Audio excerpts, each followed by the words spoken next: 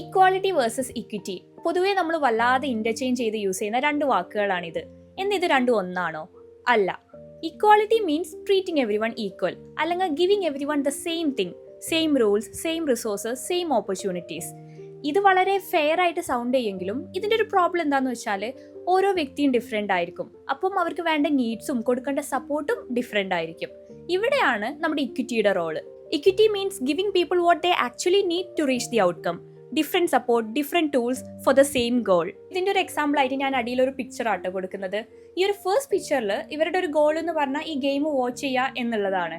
അപ്പോൾ അതിൻ്റെ ഭാഗമായിട്ട് നമ്മൾ 3 പേർക്ക് നിൽക്കാൻ വേണ്ടി ഒരു ബോക്സ് കൊടുക്കുകയാണ്.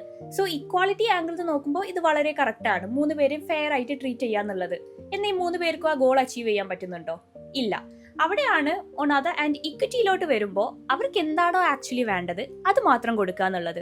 ഈ ഒരു അഡൾട്ടിന് ആ ബോക്സ് ഇല്ലെങ്കിൽ തന്നെ ആ ഗെയിം വാച്ച് ചെയ്യാൻ പറ്റുന്നതാണ്, അവർക്ക് ആ ഒരു ഔട്ട്കം അച്ചീവ് ചെയ്യാൻ പറ്റും. പക്ഷെ ആ കുട്ടിക്ക് നമ്മളൊരു എക്സ്ട്രാ സപ്പോർട്ട് കൊടുത്താൽ മാത്രമേ ആ കുട്ടിക്ക് ആ ഗോൾ അച്ചീവ് ചെയ്യാൻ പറ്റുള്ളൂ.